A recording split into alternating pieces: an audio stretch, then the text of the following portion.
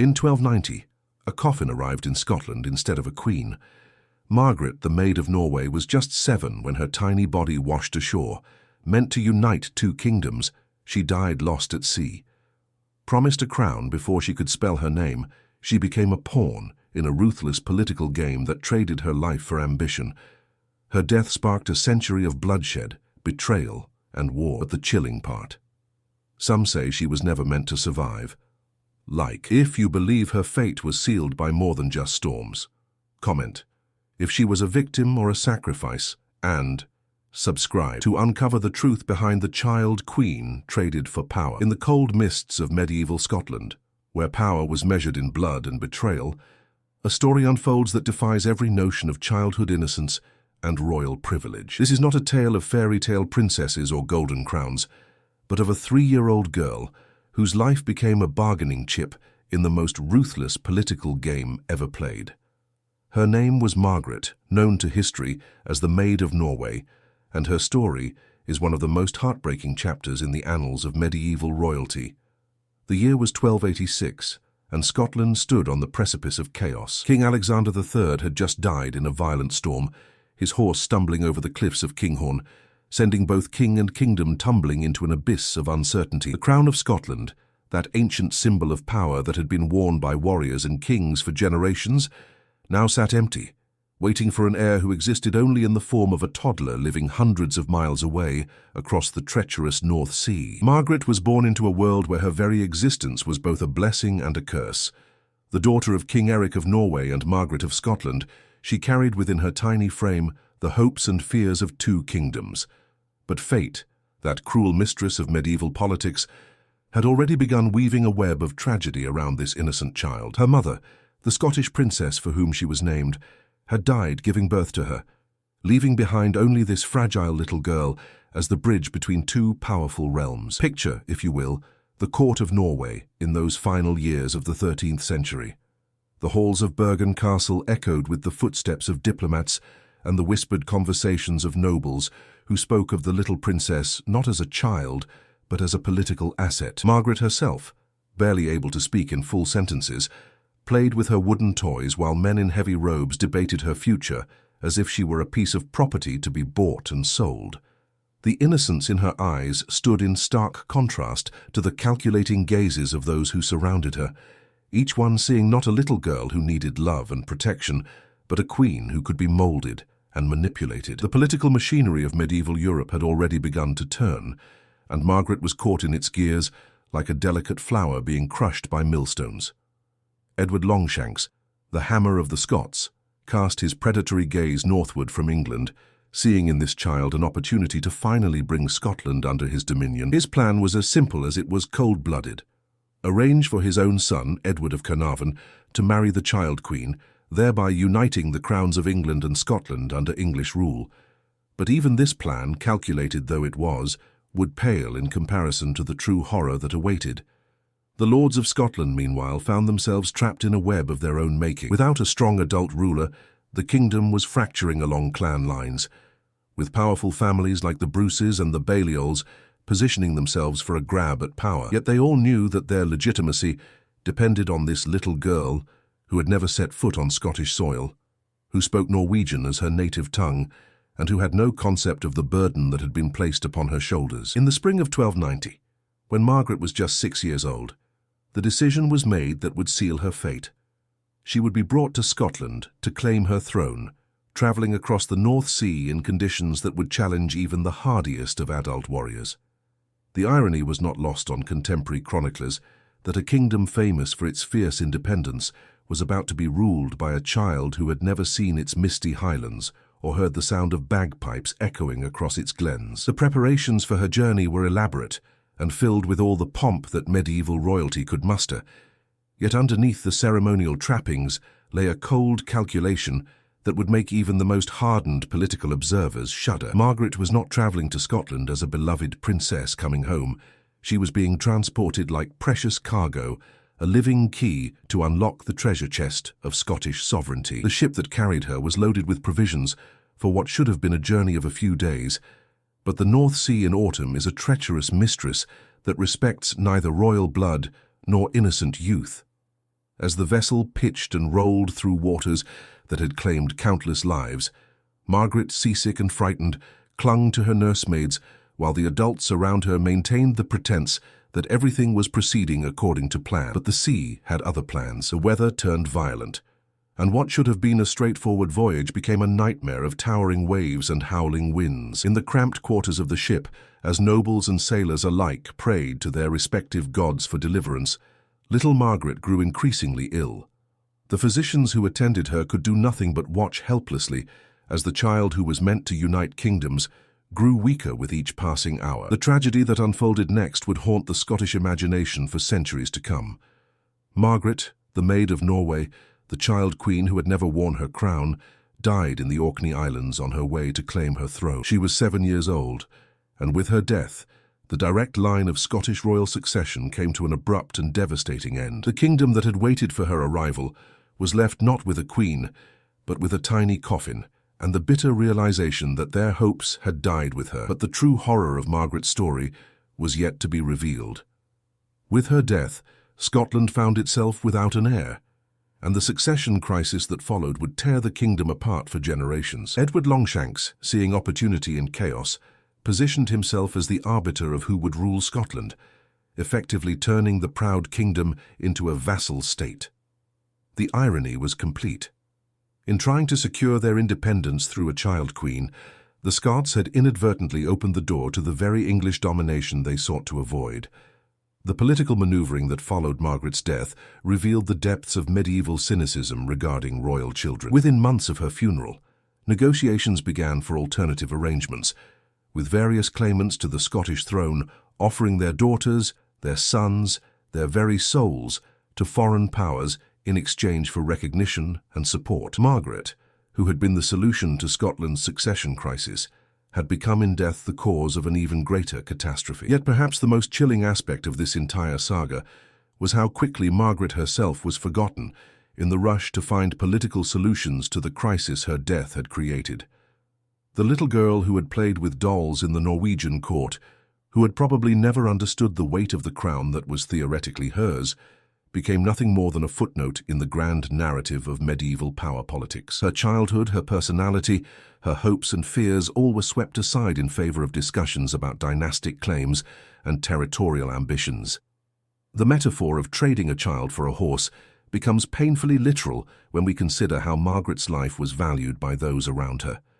She was never seen as a person with inherent worth and dignity, but rather as a commodity whose value fluctuated based on political circumstances. Her death was mourned not because a little girl had lost her life, but because a kingdom had lost its path to stability. The tears shed at her funeral were tears of political calculation rather than genuine grief for a child who had been robbed of the chance to live and grow and discover who she might have become. The chronicles of the time, written by men who understood politics far better than they understood childhood, describe Margaret's death in the cold, clinical language of medieval historiography.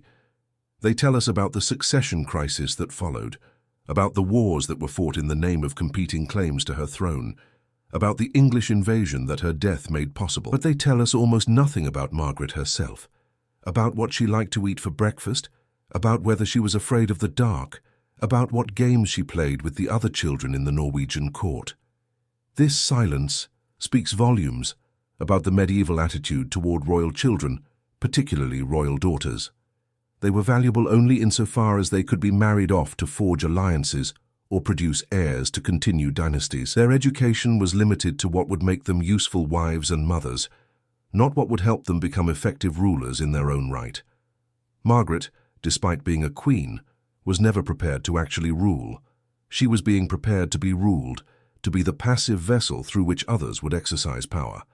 The tragedy deepens when we consider what might have been. Had Margaret lived to reach Scotland, had she survived to adulthood, she might have become one of the great queens of medieval Europe. The combination of Norwegian and Scottish blood in her veins, the unique perspective that came from her unusual upbringing, the natural intelligence that royal children of that era often possessed despite their limited formal education, all of these factors might have combined to create a ruler capable of uniting not just Scotland, but potentially forging a new kind of Northern European confederation that could have resisted English expansion. Instead, Her death opened the floodgates to centuries of warfare and bloodshed. The wars of Scottish independence, the brutal campaigns of Edward Longshanks, the legendary resistance of William Wallace and Robert the Bruce, all can be traced back to the succession crisis created by the death of a 7-year-old girl who never lived to understand the role that history had assigned to her. The speed with which political opportunists moved to fill the vacuum left by Margaret's death reveals the predatory nature of medieval politics. Before her body was even cold in its grave, ambitious nobles were already pressing their claims to the Scottish throne, each one arguing that their particular interpretation of feudal law and hereditary right superseded all others. The kingdom that had waited patiently for their child queen suddenly found itself torn apart by adult men who cared nothing for legitimacy and everything for power. Edward Longshanks, the architect of so much of this misery, emerged as the primary beneficiary of Margaret's death. His original plan to control Scotland through marriage alliance had been thwarted by her untimely demise, but he quickly adapted, positioning himself as the overlord who would decide which of the competing claimants had the strongest case. The Great Cause, as this arbitration process came to be known, was nothing more than an elaborate charade that allowed Edward to assert his dominance over Scotland while maintaining the pretense of legal legitimacy. The puppet king he eventually chose, John Balliol, would prove to be exactly as weak and malleable as Edward had hoped. But even this arrangement could not contain the forces that Margaret's death had unleashed.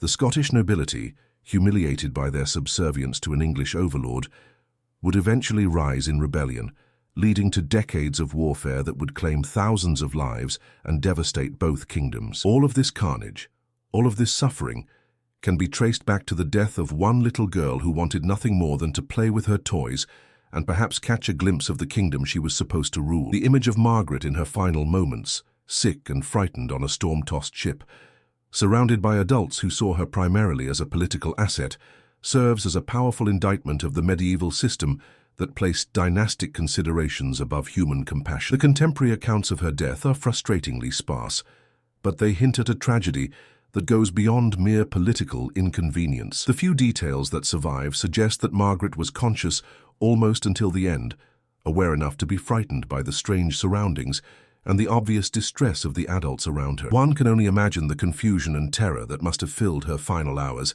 as she struggled to understand why she was so far from home, why everyone seemed so worried, why her body felt so strange and weak.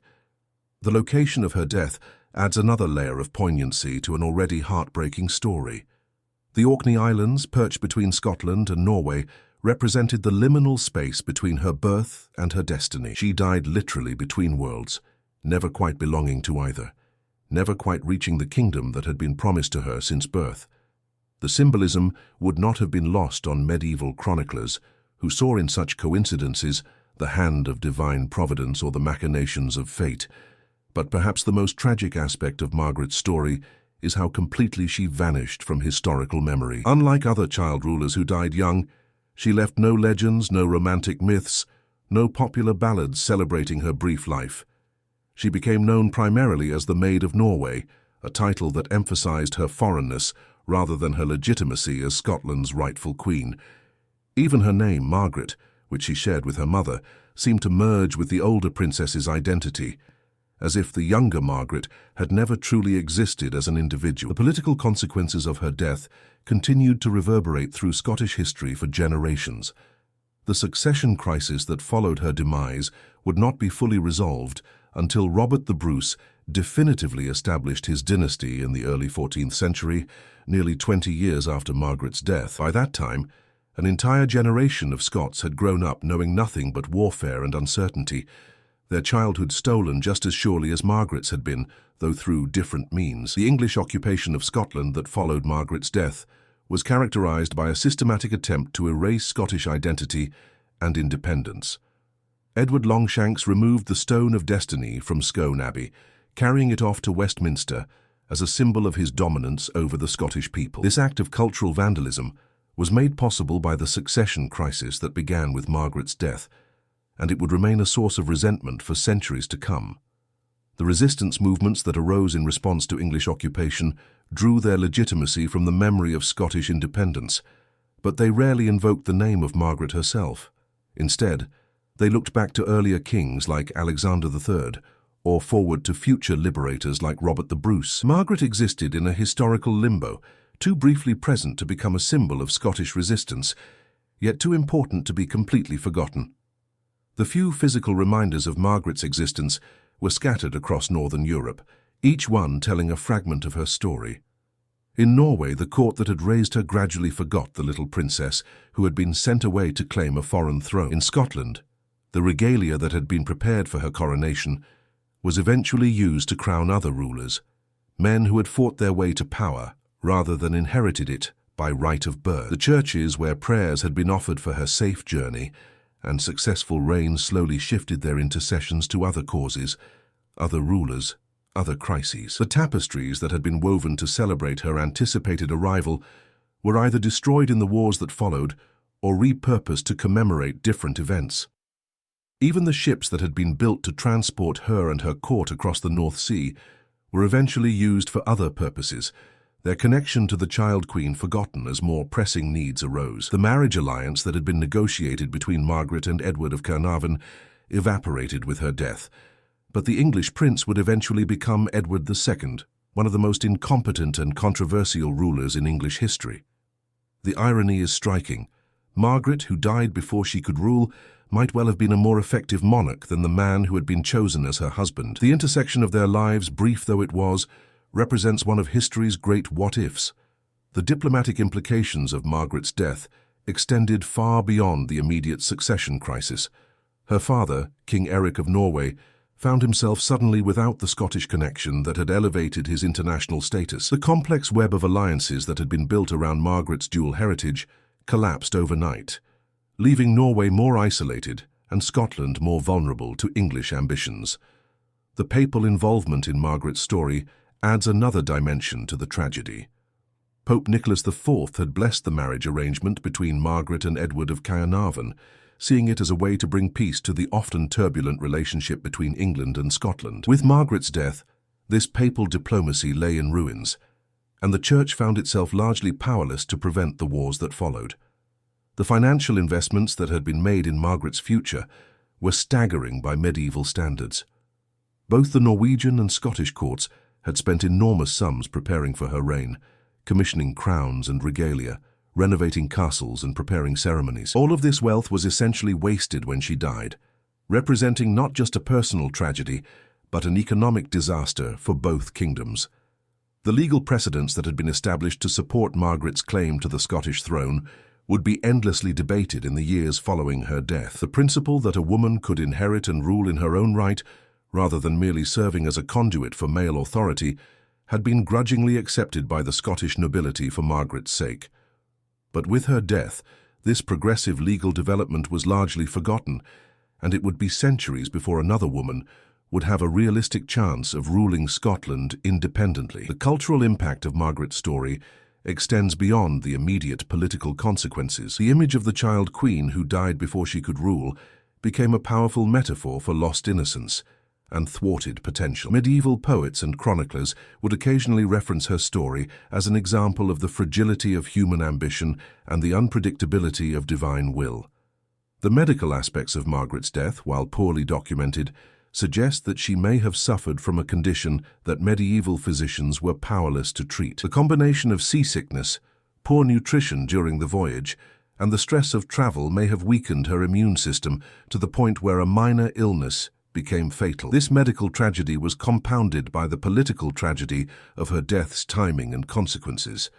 The psychological impact on the adults around Margaret during her final illness must have been severe. The Norwegian nobles who had accompanied her to Scotland found themselves responsible for the death of their king's daughter and the collapse of a major diplomatic initiative. The Scottish representatives who had travelled to meet her were forced to return home with news that would plunge their kingdom into chaos. The religious interpretations of Margaret's death varied widely, with some seeing it as divine punishment for the sin of pride in assuming that human plans could override God's will, while others viewed it as a test of faith that the Scottish people had somehow failed.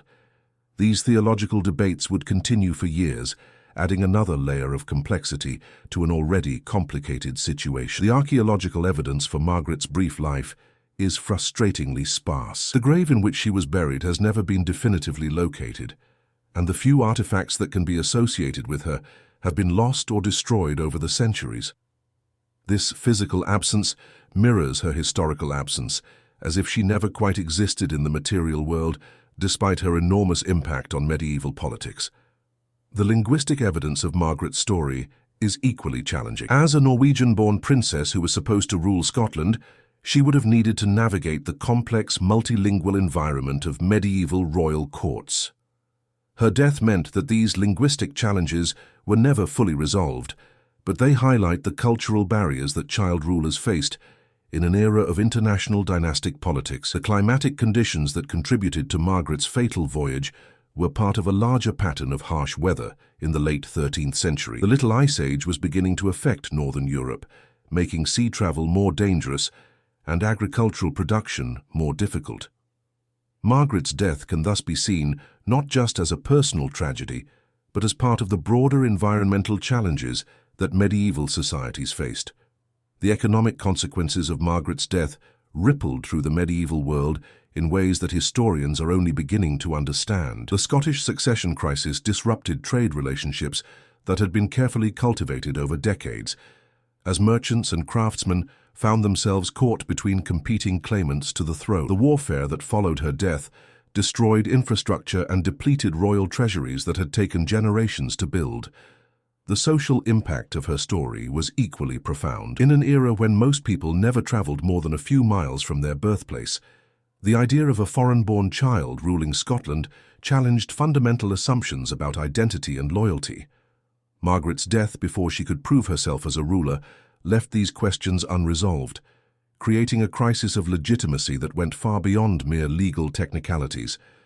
The cultural memory of Margaret's tragedy would influence Scottish attitudes toward royal authority for centuries to come. The kingdom that had once been willing to accept a child queen from Norway would become increasingly skeptical of rulers who seemed to prioritize foreign interests over Scottish concerns.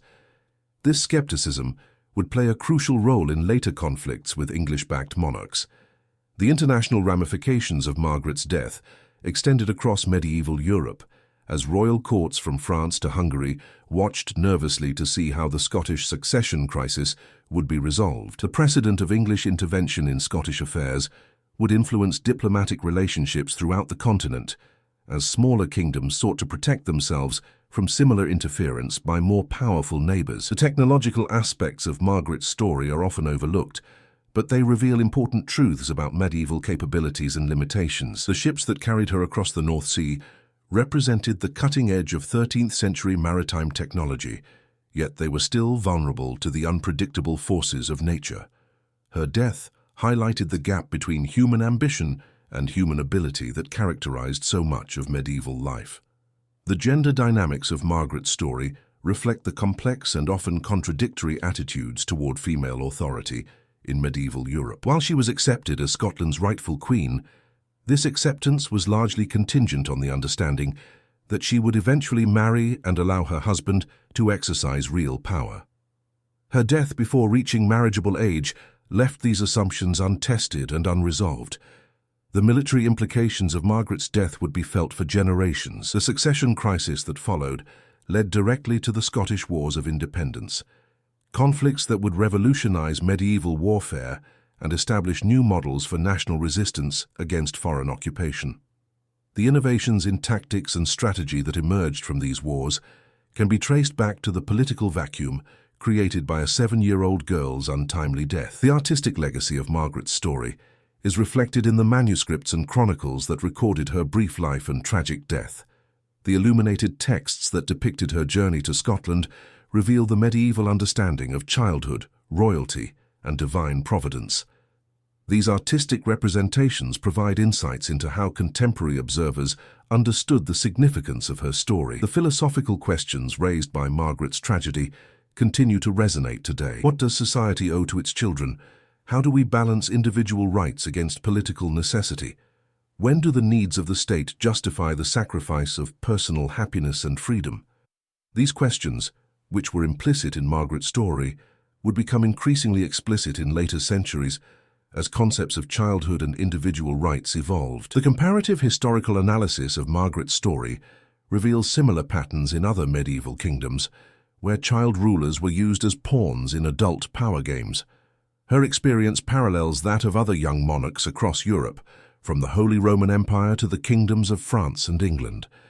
This broader context helps us understand that her tragedy was not unique, but rather representative of a systemic problem in medieval political culture. The environmental factors that contributed to Margaret's death remind us of the precarious nature of medieval life, where even royal children were vulnerable to forces beyond human control. The harsh weather conditions that made her voyage fatal were part of the broader climate patterns that affected all aspects of medieval society, from agriculture to warfare to international relations. The documentary evidence for Margaret's story, while limited, provides valuable insights into medieval record-keeping practices and the priorities of contemporary chroniclers. The fact that so little personal information about her survives tells us as much about medieval attitudes toward childhood and individuality as it does about the specific circumstances of her life and death. The legal implications of Margaret's story extended far beyond the immediate succession crisis. The precedents established during the debates over her claim to the Scottish throne would influence inheritance law and royal succession practices throughout medieval Europe. The questions raised by her case about female inheritance, foreign-born rulers, and the rights of child monarchs would continue to be debated for centuries. The emotional dimensions of Margaret's story are perhaps the most difficult to recover from the historical record, yet they may be the most important for understanding the human cost of medieval politics. The fear and confusion she must have experienced during her final voyage, the grief of those who loved her, the despair of those who had placed their hopes in her reign. These emotional realities were rarely recorded by medieval chroniclers, but they were no less real for being undocumented. The symbolic meaning of Margaret's story has evolved over the centuries, as different generations have found in her tragedy reflections of their own concerns and anxieties. For medieval observers, she represented the fragility of human plans in the face of divine will. For modern historians, she embodies the vulnerability of children in systems designed by and for adults. For contemporary readers, she stands as a reminder of the continuing need to protect childhood innocence from the corrupting influence of political ambition. The geographical significance of Margaret's story spans the breadth of northern Europe, from the fjords of Norway, where she was born, to the storm-tossed islands, where she died, to the Scottish Highlands she never reached. This geographical spread reflects the international nature of medieval politics and the way in which dynastic relationships connected distant kingdoms and peoples. The temporal dimensions of Margaret's story extend far beyond her brief life, encompassing the generations of preparation that preceded her birth, the immediate crisis that followed her death, and the centuries of conflict that resulted from the succession crisis she left behind. Her story demonstrates how individual lives, however brief, can have consequences that extend far beyond their immediate historical moment. The educational aspects of Margaret's story reveal the limitations of medieval approaches to preparing child rulers for their responsibilities. Unlike modern constitutional monarchies, where future rulers receive extensive training in statecraft and constitutional law, medieval child monarchs like Margaret were expected to learn on the job, often with catastrophic results. Her death before she could begin this learning process highlights the fundamental inadequacy of medieval approaches to royal education. The technological limitations that contributed to Margaret's death, the primitive state of medieval medicine, the unreliability of sea travel, the lack of rapid communication systems, serve as reminders of how much human life was at the mercy of forces beyond contemporary understanding or control. Her story illustrates the gap between medieval ambitions and medieval capabilities that characterized so much of the era. The social class implications of Margaret's story extend beyond the immediate royal family to encompass the thousands of people whose lives were affected by her death. The nobles who had aligned themselves with her cause, the merchants who had anticipated trading with her kingdom, the soldiers who would fight in the wars that followed her death, all were caught up in the consequences of a child's untimely demise. The religious dimensions of Margaret's story reflect the complex relationship between earthly power and divine authority, that characterized medieval political thought. Her death was interpreted by some as evidence of God's displeasure with human presumption, while others saw it as a test of faith that the Scottish people had failed. These competing theological interpretations would influence Scottish religious and political culture for generations. The psychological analysis of Margaret's story, while necessarily speculative given the limited sources, reveals the traumatic impact of her death on all those who had invested their hopes and dreams in her reign. The collective trauma experienced by the Scottish people as they watched their carefully laid plans collapse would influence their approach to royal succession and foreign relations for centuries to come. The historiographical evolution of Margaret's story demonstrates how different historical periods have emphasized different aspects of her tragedy. Medieval chroniclers focused on the political and religious implications of her death, while modern historians have been more interested in the social and cultural dimensions of her story. This evolution in historical interpretation reflects changing attitudes toward childhood, political authority, and individual rights. The comparative international analysis of Margaret's story reveals similar patterns in other medieval kingdoms, where the death of child rulers led to succession crises and foreign intervention.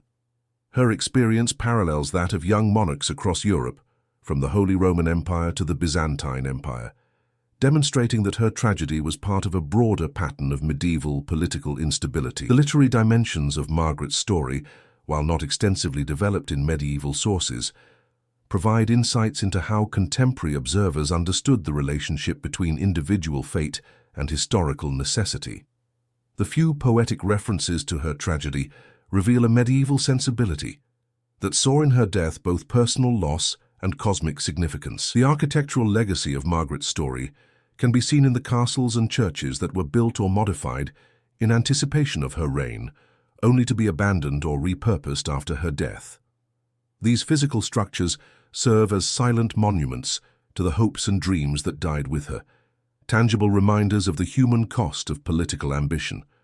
The monetary implications of Margaret's death were staggering by medieval standards. The coins that had been minted in preparation for her reign, the treasures that had been accumulated for her coronation, the diplomatic gifts that had been prepared for foreign courts, all became useless overnight, representing a massive waste of resources that both Scotland and Norway could ill afford. The communication challenges that surrounded Margaret's story illustrate the limitations of medieval information systems. News of her death took weeks to reach all the interested parties, and conflicting reports created confusion and uncertainty that complicated the already difficult succession crisis. These communication delays had profound implications for the political and military responses to her death. The maritime history embedded in Margaret's story reflects the crucial role that sea travel played in medieval politics and the enormous risks associated with such journeys. Her death during the voyage from Norway to Scotland highlights the vulnerability of even the most important political figures to the unpredictable forces of nature and the limitations of medieval navigation and shipbuilding technology. The climatic context of Margaret's story, her death occurred during a period of particularly harsh weather that was part of the broader pattern of the medieval warm period giving way to the Little Ice Age, reminds us that even the most carefully planned human endeavors were subject to environmental forces beyond contemporary understanding or control. The anthropological dimensions of Margaret's story reveal important truths about medieval concepts of childhood, authority, and social obligation. Her treatment as a political asset, rather than a person with inherent rights and dignity, reflects broader medieval attitudes toward children and their place in society. Her story serves as a case study in the collision between individual human needs and systemic political pressures. The genealogical implications of Margaret's death extended far beyond the immediate succession crisis. Her demise ended not just her own life, but an entire branch of the Scottish royal family tree.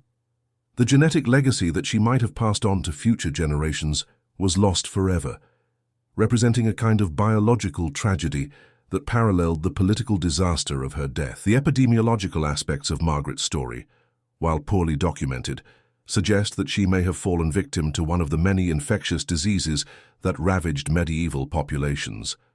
Her death highlights the vulnerability of even the most privileged members of society to epidemic diseases, and the limited effectiveness of medieval medical knowledge and practice. The cartographic significance of Margaret's story is reflected in the maps that were drawn to illustrate her planned journey from Norway to Scotland.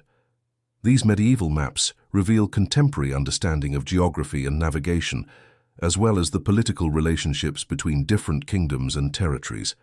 Her death during this carefully planned journey highlights the gap between medieval geographical knowledge and the practical challenges of long-distance travel. The numismatic evidence related to Margaret's story, the coins and other monetary instruments that were created in anticipation of her reign, provides insights into medieval economic systems and the ways in which political authority was expressed through currency. The fact that these coins became historically interesting artifacts rather than functional currency after her death illustrates the intimate connection between political stability and economic systems. The textile history embedded in Margaret's story includes the elaborate garments that were prepared for her coronation, the tapestries that were woven to celebrate her anticipated reign, and the banners that were created to mark her arrival in Scotland.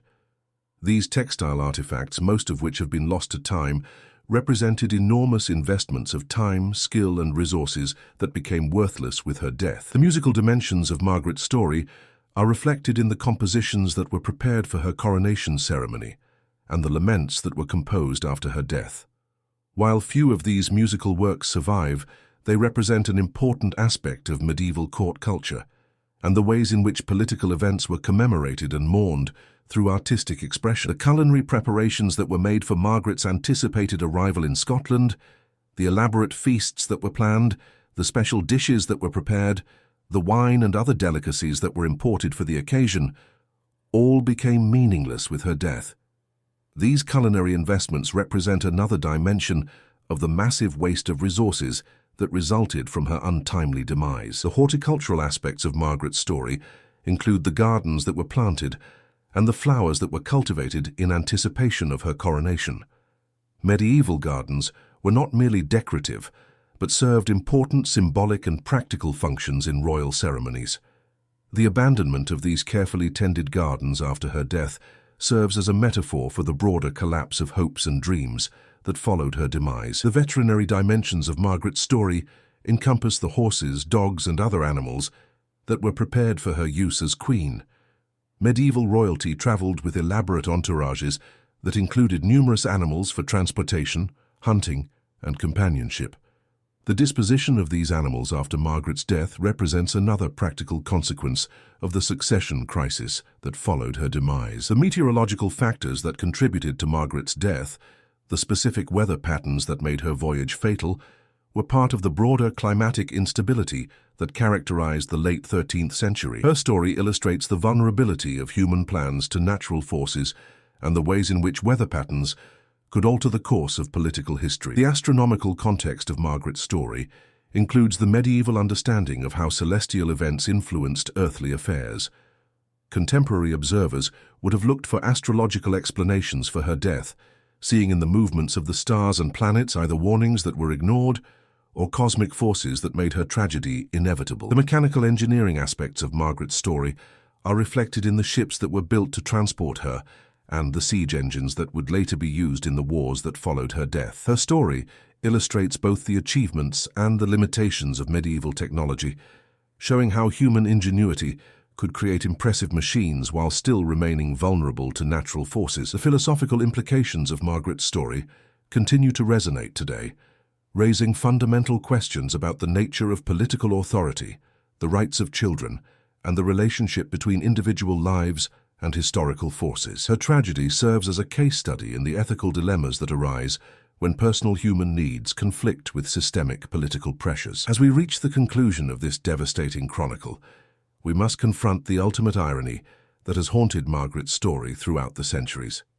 This little girl, who was meant to bring peace and stability to Scotland through her reign, instead became the unwitting catalyst for some of the most destructive conflicts in medieval Scottish history. Her innocence, which should have been cherished and protected by the adults who claimed to serve her interests, was instead sacrificed on the altar of political expedience and dynastic ambition. The image that haunts us most powerfully is that of Margaret in her final moments, a frightened 7-year-old child dying alone and far from home, surrounded by adults who saw her primarily as the key to their political ambitions, rather than as a little girl who deserved love, protection, and the chance to grow up and discover her own identity. Her death marked not just the end of a life, but the end of childhood innocence in the brutal calculus of medieval power politics. The legacy of Margaret's brief existence continues to reverberate through history, serving as a powerful reminder that behind every political crisis, every dynastic dispute, every war fought in the name of legitimate succession, there are real human beings whose lives are shaped and often destroyed by forces far beyond their control or comprehension. She was not merely a queen who died young. She was a child who never received the chance to become the person she might have been, whose potential was cut short by the relentless demands of international diplomacy and political necessity.